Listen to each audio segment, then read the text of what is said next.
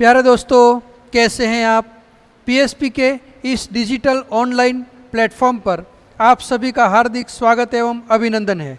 जैसा कि दोस्तों आप लोगों को पता है कि हम प्रतिदिन डीएनए अर्थात डेली न्यूज़ एनालिसिस के तहत प्रभात ज्ञान कोश में हम आपके लिए वर्ल्ड, इंडिया और राजस्थान का करंट अफेयर्स लेकर के हाजिर होते हैं।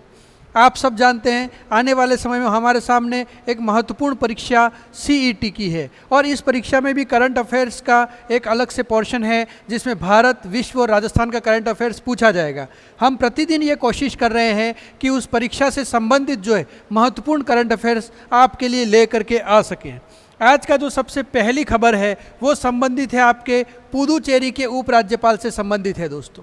ठीक है, तो पुडुचेरी के उपराज्यपाल किसको बनाया गया है या किसने शपथ ली है? के कैलाशनाथन ने इसकी शपथ ली है।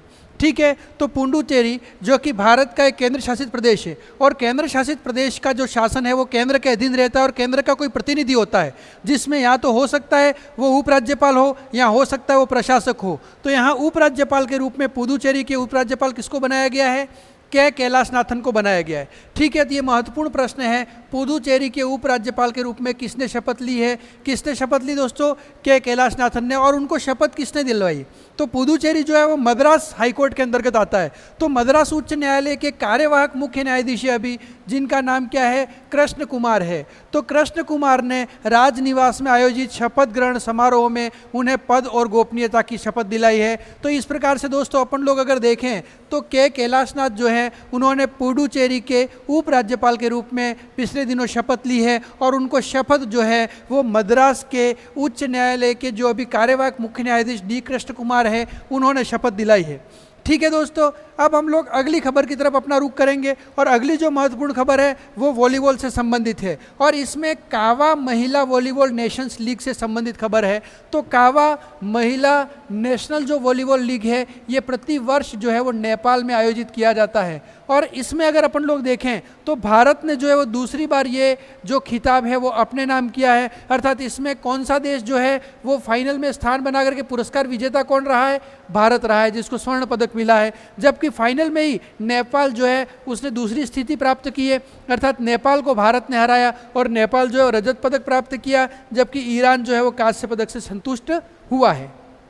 तो दोस्तों हम लोग ये जानते हैं कि भारत ने काठमांडू के दशरथ स्टेडियम में मेजबान नेपाल को हराकर कावा महिला वॉलीबॉल नेशंस लीग का फाइनल खिताब जीता। ठीक है, तो इस प्रकार से यह प्रतियोगिता जो है कहाँ पर हुई? यह प्रतियोगिता हुई दशरथ स्टेडियम नेपाल में और नेपाल को हरा करके भारत ने यह जो कावा महिला वॉलीबॉल नेशंस लीग है उसका खिताब जीता है। ठीक है दोस्तों, अगली जो महत्वपूर्ण खबर जो है, पिछले दिनों पेरिस ओलंपिक में विनेश फोगट जो हैं वो भारत की एक ऐसी महिला रेसलर हैं जो फाइनल तक पहुंची और लगभग उनका एक खिताब तय था। या तो उनको गोल्ड मिलना तय था या फिर उनको जो है वो सिल्वर मिलना तय था, क्योंकि वो जो अपना जो तय उसमें 50 किलोग्राम वर्ग के अंदर वो कुश्ती खेलती हैं, लेकिन जब उनका वज़न काउंट किया गया तो 50 किलोग्राम से 100 ग्राम अधिक वज़न होने के कारण उनको फाइनल मैच से पहले ही अयोग्य घोषित कर दिया और ये पूरे देश के लिए बहुत बड़ी दुखद स्थिति थी। खुद विनेश के लिए बहुत बड़ी दुखद स्थिति थी क्योंकि वो बहुत ही कड़ी मेहनत करके इस पोजीशन तक गई थी, लेकिन आखिरकार जो है वो जिस प्रकार से ओलंपिक के खेल नियम हैं उन खेल नियम के तहत उनको हार का सामना करना पड़ा, उनको निराशा का सामना करना पड़ा और इस स्थिति में पहलवान जो विनेश फोगट थी वो फाइनल में जाने के बावजूद भी अयोग्य करार हुई तथा उनको किसी भी प्रकार से कोई भी जो है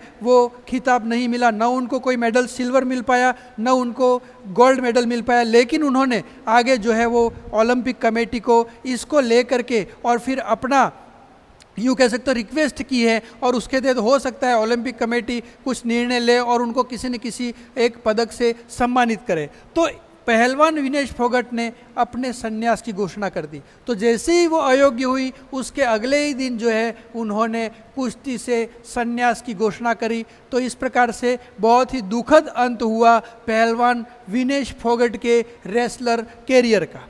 ठीक है दोस्तों, अब फिर हम लोग यहाँ पर अगली खबर की तरफ अपना रुख करते हैं और अगली खबर है लोकसभा में वित्त विधेयक से संबंधित है और वित्त विधेयक को जो है वो मंजूरी प्रदान कर दी गई है, लेकिन उसमें टैक्स पर एक संशोधन किया है और उस संशोधन को क्या नाम दिया है, उसको नाम दिया है LTCG संशोधन। ठीक है दोस्तों, तो लोकसभा ने वित्त विधेयक 2024 को मंजूरी दी है। किसको मंजूरी प्रदान की है? वित्त विधेयक 2024 को, जिसको प्रस्तुत किसने किया था? वित्त मंत्री निर्मला सीतारमण ने प्रस्तुत किया था। तो इसमें जो है वो सरकार ने हाल ही में पेश किए गए नए पूंजीगत लाभ कर को रियल एस्टेट पर ढील दी है ना। तो LTCG क्या है? तो LTCG है नया पूंजीगत लाभ कर। तो ये जो नया पूंजीगत लाभ कर है वो किस पर ढील देता है?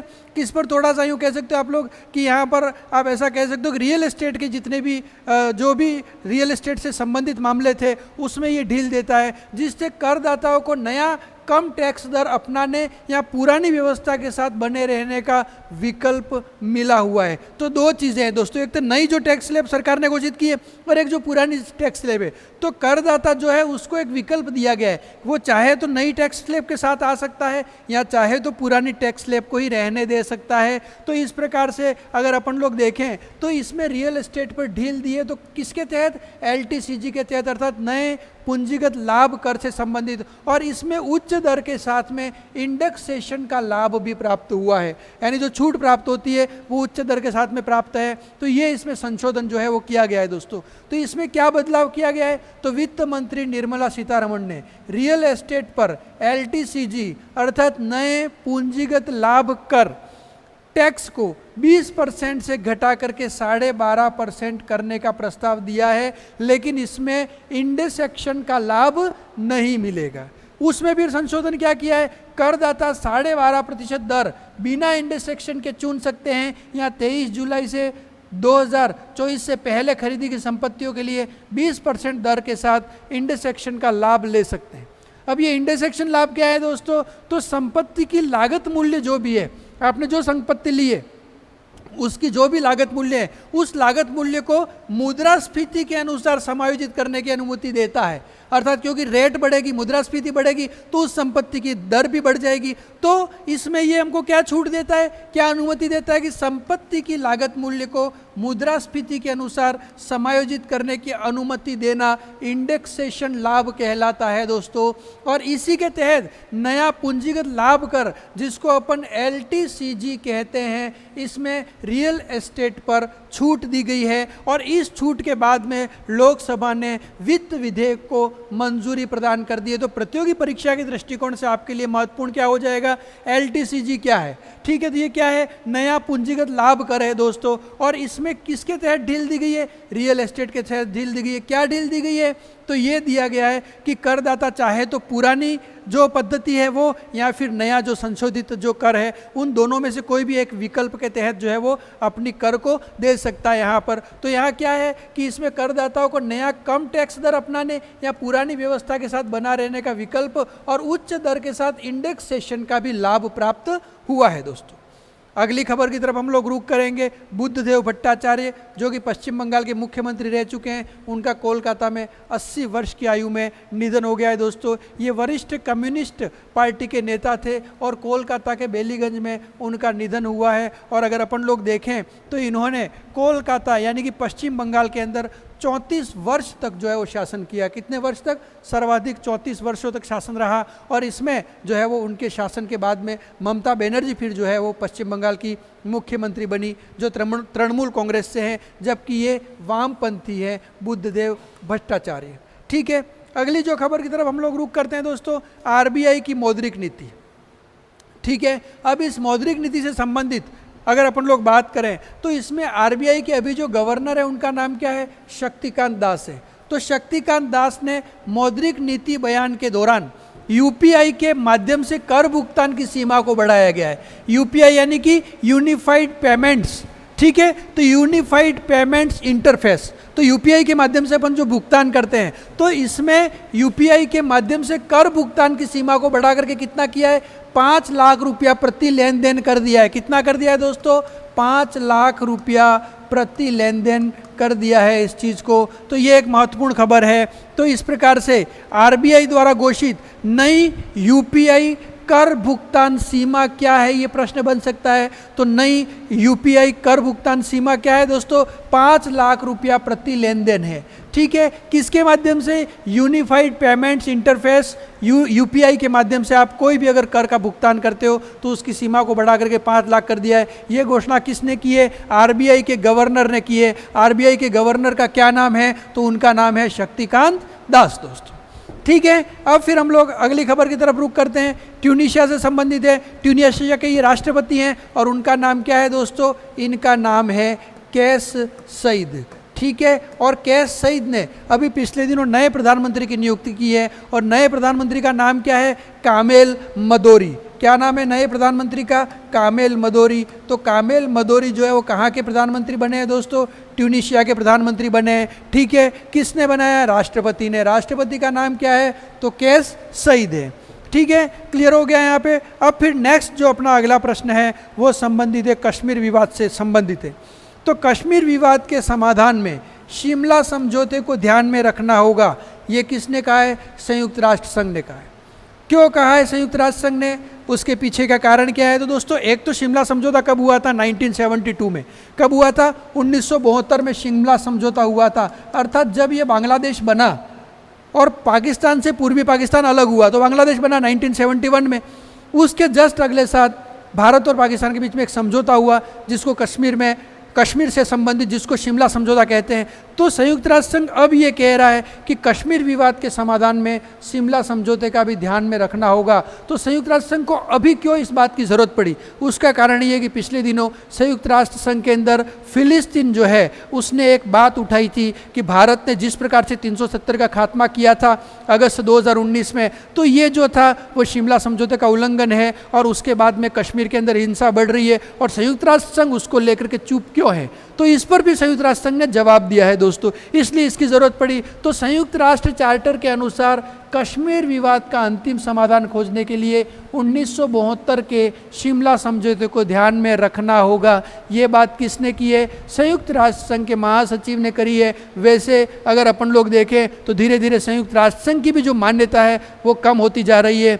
कई देश, चाइना है, अमेरिका है, वो अपने तरीके से, मनमाने तरीके से जो है दुनिया में कहीं पर भी अटैक कर देते हैं, कहीं पर भी आक्रमण कर देते हैं। अभी रूस और यूक्रेन का युद्ध भी चल रहा है, इजराइल और फिलिस्तीन के बीच में भी विवाद चल रहा है, युद्ध चल रहा है। तो ऐसे में संयुक्त राष्ट्र संघ जो है वो कौन सी ऐसी भूमिका निभा रहा है दोस्तों कि जो शांतिपूर्ण तरीके से भूमिका निभाए और वो हमको नसीहत दे रहा है कि हमको कश्मीर में क्या करना चाहिए। तो निश्चित रूप से इसका इतना ज़्यादा महत्व नहीं है, लेकिन प्रतियोगी परीक्षा के दृष्टिकोण से आप लोग देखो तो ये हमारे लिए एक महत्वपूर्ण साबित हो सकता है। अगली जो महत्वपूर्ण खबर पर हम लोग चर्चा करने जा रहे हैं वो कार्बन क्रेडिट से संबंधित दोस्तों। और कार्बन क्रेडिट की गणना के लिए लाओस जो है वो उपग्रह प्रौद्योगिकी का उपयोग करेगा। कौन सा देश करेगा? लाओस देश। ठीक है, तो लाओस सरकार जो है कार्बन क्रेडिट की गणना करने और धोखाधड़ी वाले कार्बन क्रेडिट डाटा को रोकने के लिए किसका उपयोग करेगी? उपग्रह प्रौद्योगिकी का। और उसमें भी किसका उपयोग होगा? एआई तकनीकी का, आर्टिफिशियल इंटेलिजेंस के माध्यम से वो जो है कार्बन क्रेडिट की गणना करने के लिए नई तकनीकी का उपयोग करने जा रहा है। कौन सा देश? लाओस।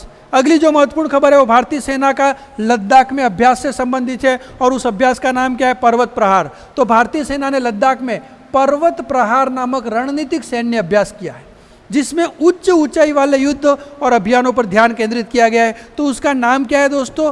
पर्वत प्रहार। किसने किया है? भारतीय सेना ने किया है। ठीक है, कहाँ पर किया है? लद्दाख में। कौन सा अभ्यास किया है? तो पर्वत प्रहार अभ्यास किया है। ये भी एक महत्वपूर्ण जो है वो प्रश्न साबित हो सकता है। अब फिर हम लोग यहाँ से आगे बात करेंगे मैप ऑफ द डे में। तो मैप ऑफ द डे में हम बांधवगढ़ टाइगर रिजर्व की बात करते हैं और बांधवगढ़ टाइगर रिजर्व कहाँ पर है? मध्य प्रदेश के अंदर है। और उसकी बात अभी हमने क्यों की, उसके पीछे का कारण ये है क्योंकि 2021 से 2023 के बीच में बांधवगढ़ है ना, जो ये टाइगर रिजर्व है वहाँ पर 43 बाघों की मौत हुई, 43 बाघ की डेथ हो गई। और ये एक बहुत बड़ा विचारणीय बिंदु है कि कैसे हम लोग एक तरफ तो पर्यावरण संरक्षण और एक तरफ जो है वो इन जीव जंतुओं के संरक्षण की बात करते हैं और एक तरफ जो है वो इतने बाघों की मौत हो जाना हमारे लिए चिंता का विषय है। और इसके लिए विशेष जांच दल जो है SIT गठित की गई और इस रिपोर्ट में भारत में वन्यजीव संरक्षण के प्रभावशीलता के बारे में चिंता जताई गई दोस्तों। तो जिसको हम लोग मध्य प्रदेश को टाइगर स्टेट कहते हैं, उस टाइगर स्टेट में 43 बाघों की मौत हुई और उसमें अगर अपन लोग देखें तो ज़्यादा से ज़्यादा बाघ कहाँ से संबंधित थे, बांधवगढ़ के आसपास के क्षेत्र के थे। तो बांधवगढ़ टाइगर रिजर्व कहाँ पर है, तो ये मध्य प्रदेश के उमरिया जिले में विंध्याचल की पहाड़ियों में स्थित है दोस्तों। ठीक है, अब फिर हम लोग अगली बात कर रहे हैं मुल्कराज आनंद के बारे में। इनका नाम आपने सुन रखा होगा। ये अंग्रेजी में भारतीय उपन्यासों के संस्थापक पिता थे, यानी अंग्रेजी में भारतीय उपन्यासों को लिखने की शुरुआत इन्होंने की थी। ठीक है, तो ये अंग्रेजी में अंतर्राष्ट्रीय पाठक पाने वाले भारत के पहले लेखकों में से एक थे और प्रगतिशील लेखक संघ के संस्थापक अध्यक्ष थे। द्वितीय विश्व युद्ध के दौरान बीबीसी के लिए पटकथा लेखक के रूप में भी इन्होंने काम किया था। उनका पहला मुख्य उपन्यास कौन सा था, अनटचेबल था। कौन सा उपन्यास था दोस्तों, अनटचेबल उनका पहला मुख्य उपन्यास था। इस प्रकार से आज जो है हमारा पर्सन ऑफ द डे की अगर अपन लोग बात करते हैं तो मुल्कराज आनंद है और मुल्कराज आनंद को 1968 में पद्म भूषण से सम्मानित किया गया। किससे सम्मानित किया गया, पद्म भूषण से सम्मानित किया गया दोस्तों। ठीक है, तो इस प्रकार से एक ऐसा भारतीय जिसने अंग्रेजी कथा साहित्य के स्वर्णिम युग की शुरुआत की, उसका नाम क्या है, उसका नाम है मुल्कराज आनंद। अब हम लोग राजस्थान के कुछ महत्वपूर्ण प्रश्नों की चर्चा कर लेते। कुकड़ी रस्म किस जनजाति से संबंधित है, तो सांसी जनजाति से संबंधित रस्म है जिसको अपन लोग कहते हैं कुकड़ी रस्म। उसके बाद किस जनजाति में होली को राड़ खेलना कहते हैं, तो ये थारू जनजाति में होली को क्या कहते हैं, राड़ खेलने। सहरिया जनजाति के लोगों द्वारा बनाई गई मचान नुमा झोपड़ी क्या कहलाती है, गोपना। सहरिया जनजाति से संबंधित है ये। राजस्थान की कौन सी जनजाति कभी भी भीख नहीं मांगती है, तो सहरिया जनजाति कभी भी भीख नहीं मांगती है। जिनकी मकान नुमा जो झोपड़ी होती है उसको गोपना कहते हैं। किस जनजाति के लोग कृषि को हारी बावरी कहते हैं, तो वही गरासिया है जो कृषि को क्या कहते हैं, हारी बावरी कहते हैं। कौन सी जनजाति हाकम राजा का प्याला पीकर कभी झूठ नहीं बोलती है, तो कंजर लोग जो होते हैं वो हाकम राजा का प्याला पी करके कभी भी झूठ नहीं बोलते और उनके ज़्यादातर फैसले इसी पर निर्भर रहते हैं। राजस्थान की कौन सी जनजाति के लोग दीपावली के अवसर पर पशुओं की पूजा करते हैं, तो ये डामोर जनजाति है जो दीपावली पर पशुओं की पूजा करती है। डामोर जनजाति का ग्यारसी की रेवड़ी का मेला किस जिले में बढ़ता है, तो डामोर सर्वाधिक कहाँ है, डूंगरपुर में है। तो ग्यारसी की रेवड़ी का मेला कहाँ बढ़ता है, डूंगरपुर में बढ़ता है। बीजा और माला किस जनजाति के दो उपभाग हैं, तो सासी जनजाति के दो उपभाग हैं, बीजा और माला, और उन्हीं का संबंध जो है कुकड़ी रस्म से भी है। किस जनजाति में महिलाएं नृत्य करते समय एक पायजामा पहनती हैं जिसे खूसनी कहते हैं, तो कंजर जनजाति में महिलाएं जो है वो खूसनी पायजामा जो पहनती है उसको क्या कहते हैं, खूसनी कहते हैं। और कंजर जनजाति से संबंधित जब अपन लोग देखते हैं तो ये हाकम राजा का प्याला पी करके कभी भी झूठ नहीं बोलते। तो ये था राजस्थान का जीके और जिसमें जनजातियों से संबंधित महत्वपूर्ण प्रश्न। अब हम लोग बात करते हैं करंट अफेयर्स की। माँ वाउचर योजना, ठीक है, तो माँ वाउचर योजना का शुभारंभ कब किया गया है, 8 अगस्त 2024 को। ठीक है, तो माँ जो ये शब्द है एम डबल है, एम का मतलब तो है दोस्तों मुख्यमंत्री, ए का मतलब है आयुष्मान और फिर ए का मतलब है आरोग्य। मुख्यमंत्री आयुष्मान आरोग्य वाउचर योजना, उसकी शुरुआत 8 मार्च 2024 को पायलट प्रोजेक्ट पर 12 फलोदी भरतपुर में शुरू हुई थी, लेकिन उसको 8 अगस्त 2024 को मुख्यमंत्री भजनलाल शर्मा के द्वारा जयपुर से प्रारंभ किया गया। ठीक है, हाँ, यानी कि पहले तो पायलट प्रोजेक्ट के रूप में शुरू थी 12 फलोदी और भरतपुर में, उसके बाद पायलट प्रोजेक्ट के रूप में कुछ जिलों में इसको शुरू किया था, उसकी सफलता के बाद में पूरे राजस्थान में इसको शुरू किया गया है 8 अगस्त 2024 से मुख्यमंत्री भजनलाल शर्मा के द्वारा जयपुर से। तो इसमें क्या किया जाता है दोस्तों, जैसा आपको पता है मुख्यमंत्री आयुष्मान आरोग्य वाउचर योजना, तो एक वाउचर दिया जाएगा। किसको दिया जाएगा दोस्तों, तो ऐसी महिलाएं जो गर्भवती है, तो गर्भवती महिलाओं को जो है वो प्रसव पूर्व जांच और उनको बेहतर सुविधा और सोनोग्राफी केंद्र पर फ्री सेवा देने के लिए एक वाउचर दिया जाएगा और उस वाउचर को फिर क्यूआर कोड पर आधारित जोड़ दिया जाएगा और उस क्यूआर कोड के आधार पर फिर उनको ये सारी सुविधाएं फ्री में मिलेगी। अर्थात प्रसव से पहले हॉस्पिटल तक जाने के लिए उनका खर्च, उसके बाद में प्रसव से पहले जांच करवानी सरकार की तरफ से फ्री होगी, उसके बाद सुविधाएं बेहतर की जाएंगी और सोनोग्राफी की सुविधा भी फ्री में दी जाएगी, जिसको हम लोग क्या कहते हैं, मुख्यमंत्री आयुष्मान आरोग्य वाउचर योजना, माँ वाउचर योजना कहते हैं दोस्तों। तो भजनलाल शर्मा ने जयपुर से 8 अगस्त 2024 को पूरे राजस्थान में शुरू किया, जबकि प्रारंभ कब हुआ था, 8 मार्च 2024 को पायलट प्रोजेक्ट के रूप में 3 जिलों से शुरू हुई थी। कौन कौन से, बारां, फलोदी और भरतपुर से शुरू हुई।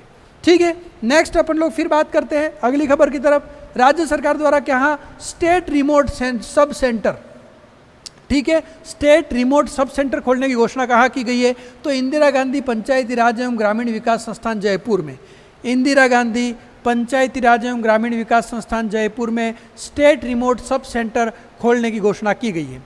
राज्य सरकार द्वारा मेडिकल, इंजीनियरिंग प्रवेश परीक्षाओं और अन्य प्रतियोगी परीक्षाओं की तैयारी के लिए एक पोर्टल बनाया गया। मेडिकल, उसके बाद में इंजीनियरिंग और अन्य प्रतियोगी परीक्षाओं के लिए एक पोर्टल है। उस पोर्टल का नाम क्या है, साथी पोर्टल। क्या नाम है दोस्तों उसका, साथी पोर्टल उसको अपन कहते हैं। राजस्थान के किस विधानसभा सीट से विधायक अमृतलाल मीणा का हाल ही में हृदयाघात से निधन हो गया, तो अमृतलाल मीणा कहाँ के थे, सलूम्बर के थे, भारतीय जनता पार्टी के विधायक थे ये। तो राजस्थान में आने वाले दिनों में उपचुनाव होने वाले हैं, ठीक है, उसमें से भी एक सीट राज्यसभा चुनाव की है, जिसका चुनाव 3 सितंबर को होने वाला है। तो राजस्थान की 6 सीटों पर विधानसभा के उपचुनाव होने हैं। कितनी सीटों पर, 6 सीटों पर होने हैं, ठीक है। उसमें से 5 सीट, 6 में से 5 सीट, एक तो खीवसर, ठीक है, उसके बाद झुंझुनू, उसके बाद 84 और उसके बाद दौसा और देवली उनियारा।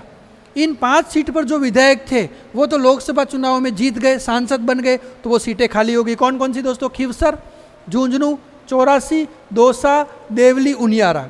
एक सीट जो अभी जिनकी डेथ हुई है, ठीक है, सलूम्बर की सीट, जहां हाल ही में विधायक अमृतलाल मीणा का निधन हुआ है, यहाँ की सीट भी खाली हो चुकी है। तो इस प्रकार 6 सीटों पर विधानसभा के उपचुनाव होने हैं, जिसमें वर्तमान राज्य सरकार भजनलाल शर्मा की फिर से एक बार परीक्षा होने जा रही है दोस्तों। जबकि एक सीट जो है वहाँ राज्यसभा चुनाव भी होने वाला है, और राज्यसभा चुनाव कब होगा, 3 सितंबर को होने वाला है दोस्तों, ठीक है। तो अब जो है अपनी अगली जो महत्वपूर्ण खबर है वो फिर संबंधित है गैस आधारित बिजली क्षेत्र। तो धौलपुर और रामगढ़ में गैस आधारित बिजली क्षेत्र का कुशल संचालन करने के लिए राज्य सरकार ने MOU अर्थात मेमोरेंडम ऑफ अंडरस्टैंडिंग पर समझौता किया है। किसके साथ किया है, तो RVUN और गेल इंडिया के बीच में MOU हुआ है। किसके बीच में, RVUN और गेल इंडिया के बीच में। तो केंद्र और राज्य सरकार के ऊर्जा उपक्रमों को मजबूत बनाना, उसके बाद में RVUN और गेल इंडिया के बीच MOU हुआ है, ठीक है। और इसके माध्यम से गेल इंडिया धौलपुर में स्थापित 330 मेगावाट और रामगढ़ में स्थापित 270 मेगावाट के गैस आधारित बिजली संयंत्रों का जो है वो संचालन करेगा, उसको कुशल बनाएगा, उपयुक्त बनाएगा, और उसको लेकर के एक संयुक्त माध्यम से जो है वो MOU पर हस्ताक्षर किया गया है, ताकि राज्य सरकार जो है RVUN और गेल इंडिया के माध्यम से जो है इस परियोजना को बेहतर तरीके से इसका संचालन कर सके। तो धौलपुर और रामगढ़ गैस आधारित बिजली क्षेत्र के कुशल संचालन के लिए राज्य सरकार ने मेमोरेंडम ऑफ अंडरस्टैंडिंग में समझौता किया है RVUN तथा गेल इंडिया के बीच में। ये आज की एक महत्वपूर्ण करंट अफेयर्स की खबर थी। इस प्रकार दोस्तों भारत, विश्व और राजस्थान का महत्वपूर्ण करंट अफेयर्स हम लोग आपके लिए लाए हैं। प्रतियोगी परीक्षा के दृष्टिकोण से यह क्लास आपके लिए महत्वपूर्ण होने जा रही है। आप इस क्लास को नियमित ज्वाइन करिए। आप सभी का बहुत बहुत धन्यवाद, आभार, शुक्रिया।